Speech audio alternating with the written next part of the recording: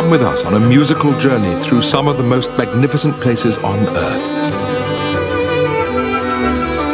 Great towns and cities of Europe, steeped in history and beauty, and resounding with the stories and music of the world's great composers.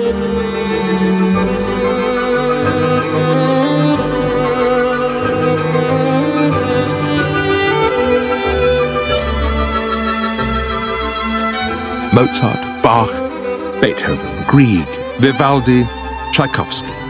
Just some of the greats in our classical destinations.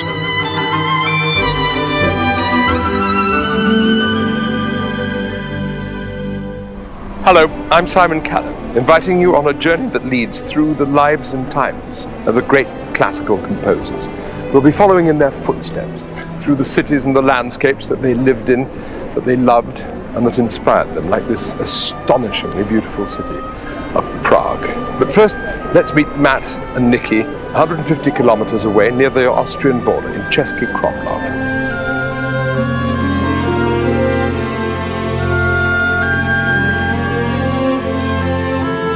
Welcome to Classical Destinations. I'm Matt Wills. And I'm Nikki Vasilakis, and we're in the Czech Republic and the stunning town of Český Krumlov. From here we'll visit Prague and open up some of the more fascinating chapters of that city's history, as well as its music. Dvořák, Smetana. Even Mozart did well here.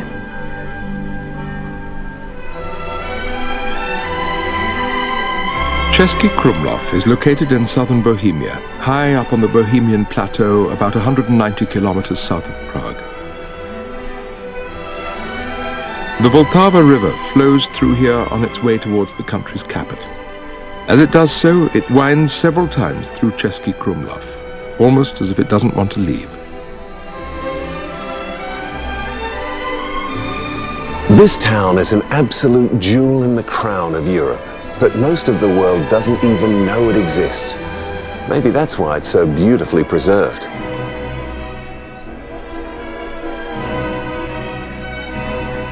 The castle overlooking the town dates back to around 1250, though most of the building took place between the 14th and 19th centuries.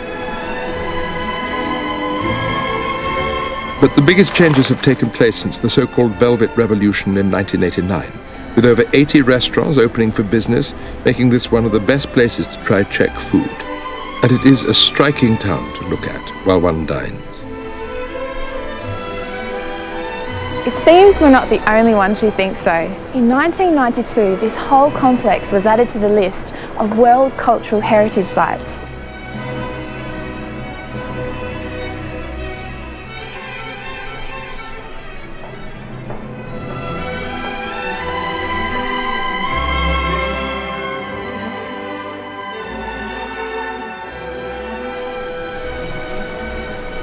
Our musical journey leads inexorably north as we follow the mighty Vltava. The river widens as it cruises into Prague on its journey to the Elbe and eventually into the North Sea.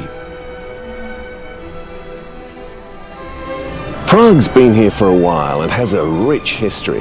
One of the early kings of Prague was Wenceslas, born in 907 AD, the very same Wenceslas as in the Christmas Carol. In the Middle Ages, during the reign of Holy Roman Emperor Charles IV, Prague flourished. It was bigger than either Paris or London. The town square is still flourishing, and because so much of the city retains its Baroque appeal, it's a booming tourist destination. Charles IV was a king who loved learning and the arts. He established many institutions in Prague, including the first university in Central Europe, called Charles University today. Despite many wars and fires, Prague Castle has grown from its 9th century origins into a unique complex, the largest of its kind in Europe.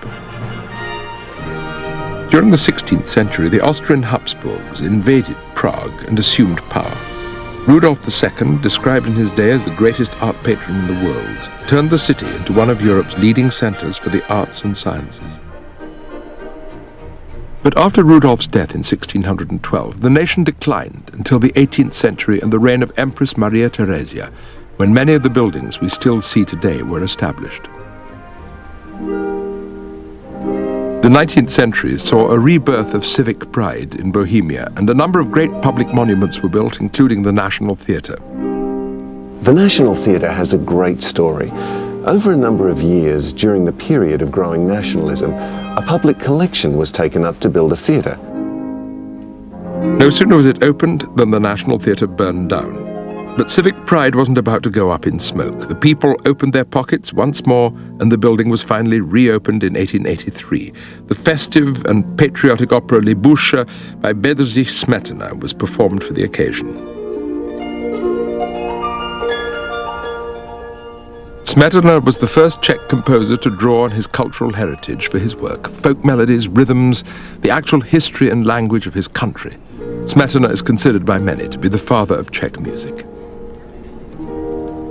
In 1848, while scraping together a living as a pianist and teacher, Smetana opened a music school in Prague on the corner of the Old Town Square. It was during this time that he began composing. 8 years later, he moved to Sweden in order to advance his musical career. In 1861, he returned to Bohemia, hoping to take up the post of conductor at the Provisional Theatre, but he didn't finally get the nod until 5 years later. Prague is a city of such striking beauty that it's hardly surprising that one of the greatest Czech composers, Smetana, would want to write about it in his music. But to do so was also a loud and clear political statement. The Bohemians of the time, as Czechs were known in those days, really wanted their freedom back from the Austrians, their Habsburg neighbors who had not only stolen their political liberty but also their language. So Smetana wrote in his own tongue, for his own people, in the accents of his homeland, as can be heard to wonderful effect in his hilarious Bartered Bride. Even without words, his music speaks with a proudly Bohemian accent. Just think of the end of Vltava, as we should call it, not Die Moldau, as the Austrians preferred. Those resplendent orchestral sounds as the great river surges through Prague after its long journey through the Bohemian countryside. Within the massive grounds of Prague Castle is the city's most distinctive landmark, St. Vitus's Cathedral. St. Vitus was a young Sicilian martyr who was thrown to the lions during the Roman persecutions. A relic of a piece of one of his arms was sent to King Wenceslas as a gesture of goodwill from a neighboring king. You just don't send presents like that anymore.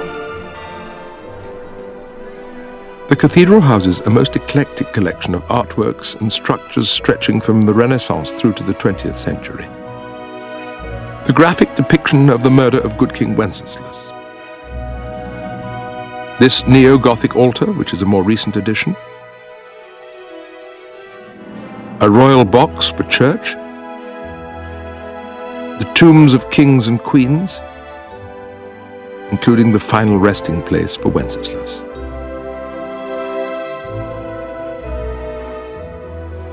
But this takes the cake. The bronze ring King Wenceslas clung to as he was murdered by his brother.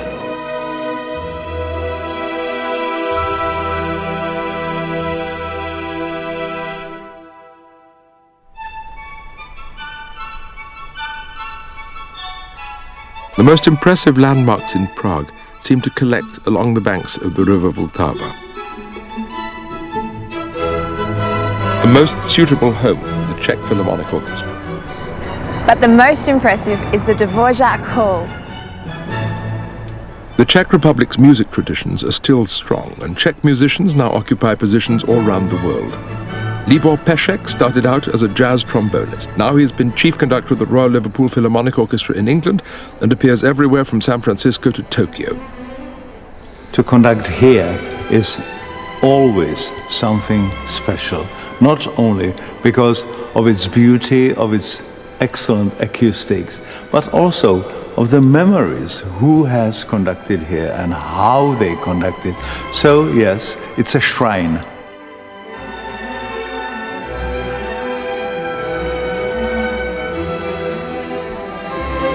Smetana was a person who, to my generation, is surprising in one thing. He decided for himself to be the founder of the Czech national music. The surprising thing he did was that he has chosen the Wagnerian Germanic idiom. So the vehicle for the future Czech music was a Germanic mechanism. And that would sound crazy. It worked. He really established Czech national music on German form.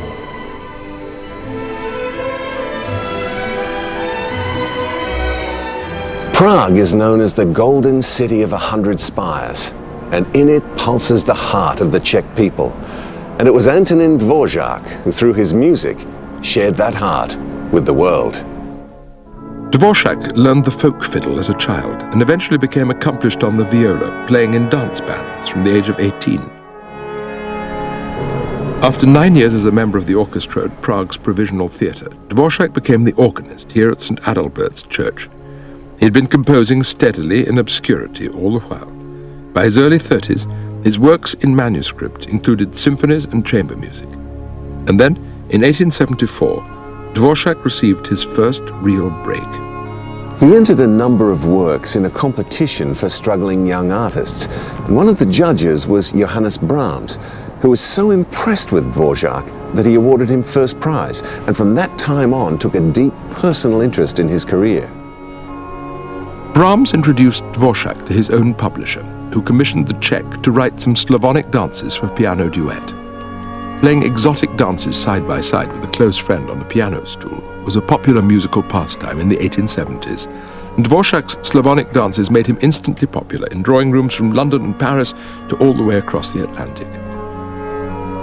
He toured and conducted extensively, but in 1892 he set sail with his family for New York, where he became director of the National Conservatory of Music. Later, Brahms said, "I should be glad if something occurred to me as a main idea that occurs to Dvořák only by the way."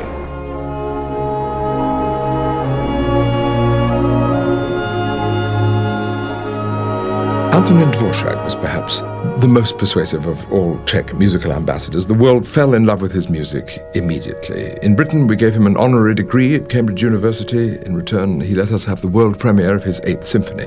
In America, he was asked to teach at the National Conservatory in New York. Some of his paychecks bounced, but that didn't stop him from writing what is perhaps the most famous piece of American music, the New World Symphony. Well, if we exclude Gershwin's Rhapsody in Blue and Copland's Fanfare for the Common Man. Dvořák's music was not the music of the immigrants, it was the music of the slaves, of the Native Americans, and it's notable for its power and its dignity. Dvořák returned to Prague for good after only 3 years in the United States and conducted here in the Rudolfinum, in the hall that now bears his name. He was hailed by the people as their greatest living composer. It's a long way from his impecunious days as a dance band fiddler. And considering this, I'm going to play some Dvořák. I think he would have really loved this place.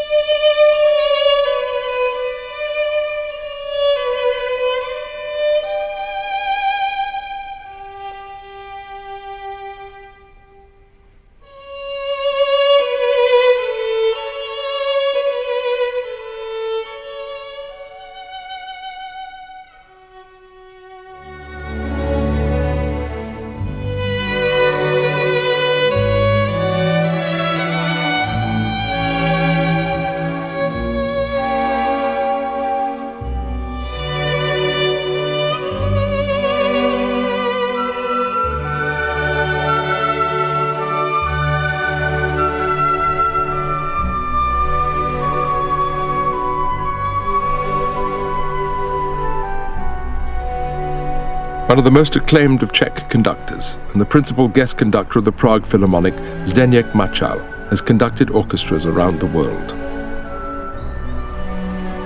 Dvořák is very important, for me, for the Czech Philharmonic Orchestra, but also for all Czechs. But I will say not only for the Czechs, but I think for the whole world.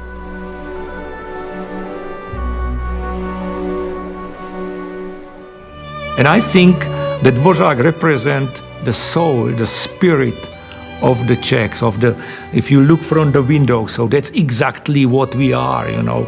So first, the sentimentality or the musicality or the emotional and all the things. On our other side is the rhythmical part of his music, which is also very important because it's a lot of rhythm in Czech character and Czech music, dancing, and I think that Dvořák put it all together in best way. So that's why he is one of the greatest composers in the world.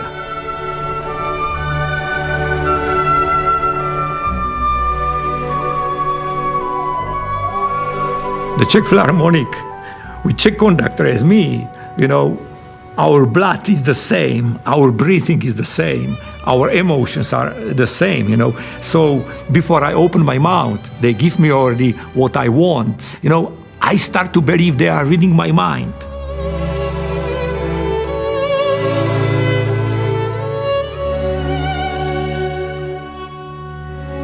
And after 30 years, I came back. I came home. And I tell you, it's like a dream.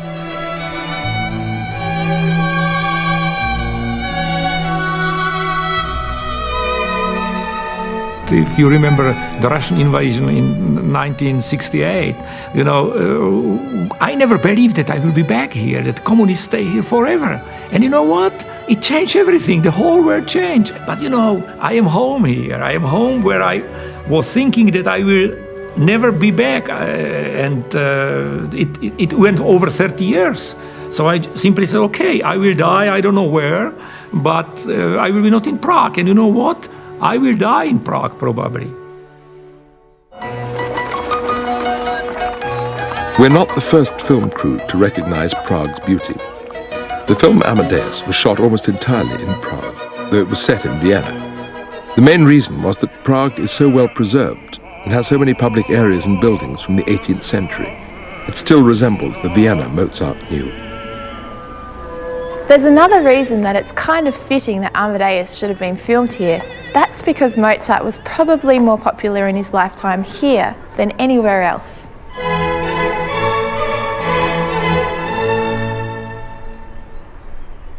Mozart had a very special affection for Prague. Two of his greatest operas, La Clemenza di Tito and Don Giovanni, were commissioned by the city and premiered there.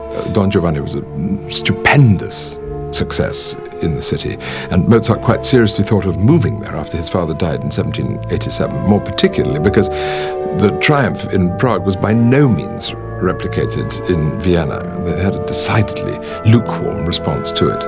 You might have thought that even the Viennese might want to go to see an opera on which Casanova was reputed to have been the special consultant, but Vienna was always, and still is, a city of sudden dislikes and rejections. Prague, on the other hand, is a famously welcoming city. Small wonder that Mozart took to it so enthusiastically and that Prague took to Don Giovanni with such warmth. Don Giovanni wasn't absolutely complete by the time that Mozart and his librettist Lorenzo da Ponte arrived here in Prague in 1787 for the premiere of the opera. And so they had work to do. And they took rooms in opposite hotels. Mozart stayed in this one here on the right, Three Vičku, which means the Three Lions, and Da Ponte was staying in Platés over there. And when Da Ponte had some new lines that he wanted Mozart to set, he'd write them down and then fold them up into a paper dart and send them winging through into that room over there.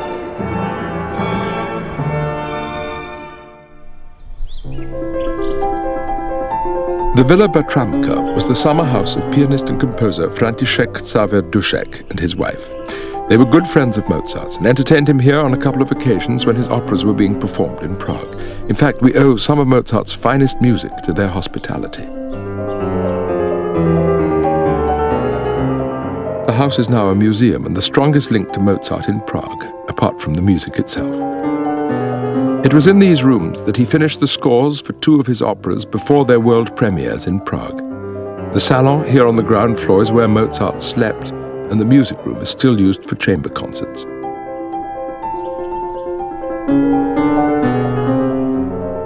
Because of Mozart's friendship with the Duseks, Prague grew to love him, and he said that the most beautiful moments of his life were spent here at Villa Bertramka.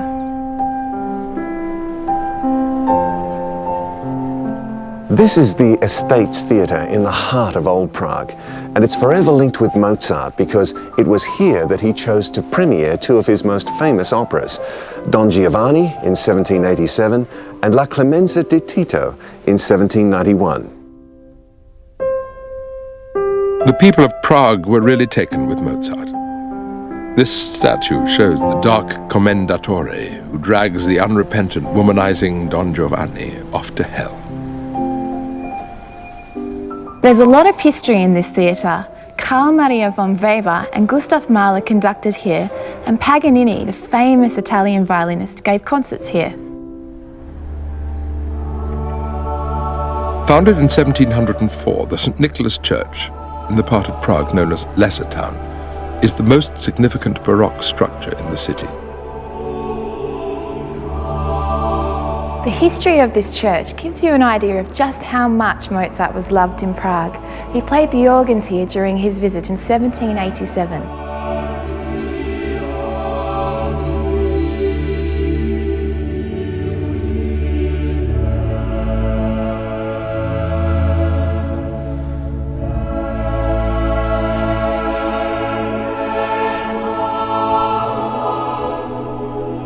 But shortly after he died in 1791, the whole city paid tribute to him through a number of performances of his Requiem by the Prague Theatre Orchestra, here within St. Nicholas. I have the fondest personal feelings, both for Mozart and for Prague. In 1979, I was lucky enough to play the part of Mozart in the very original production of Amadeus at the National Theatre in London, and then 5 years later, I played Emanuel Schikaneder in the film that Milos Forman made from it. Salieri? Yes. Can we come in? Well, better not. He's sleeping. He's all right, though? Oh, yes, he's just exhausted. He became dizzy. That's all. Schikaneder is a remarkable character. He wrote the libretto for the Magic Flute and, of course, played Papageno in it, and was also the very first Austrian Hamlet. Quite a remarkable man. Peter Schaffer and I used to wander around the streets of Prague, and in those days, still under the communist regime, there was often a curfew at around 5 o'clock or 6 o'clock in the evening, and the streets simply emptied, not only of people, but of almost any sign of the modern world. And it really did seem to us often in those slightly eerily quiet and empty streets where you could hear your own footsteps echoing around the walls, that Mozart might just suddenly nip out with that unnerving giggle of his and say something cheeky and then run away again. They'd kept the old town almost exactly as it had been.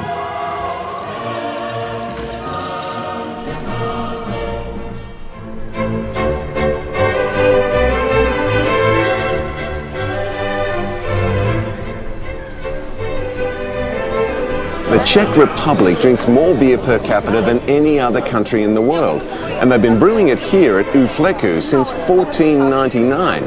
The place was bought by Mozart's playboy friend Jakob Flekowski, and he called it U Fleku, which means at the flex. Cheers!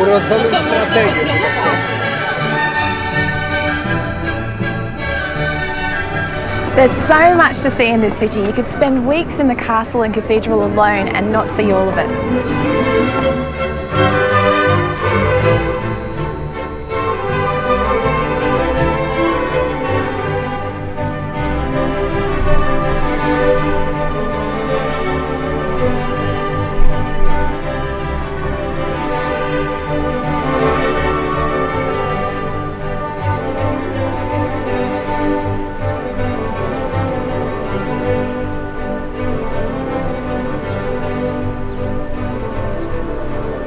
Well, who wouldn't be inspired by this fairy tale of a city? Mozart certainly was, and wrote some of his most adorable and dramatic music for it. But perhaps it really belongs to its own composers, Dvorak, and above all, Smetana, the man who set the great river to music. So, where to next week? Next classical destination, Eisenach in Germany, birthplace of Johann Sebastian Bach, the father of classical music. Don't miss it, sights and musical sounds. Goodbye. I'm Simon Callow. See you soon.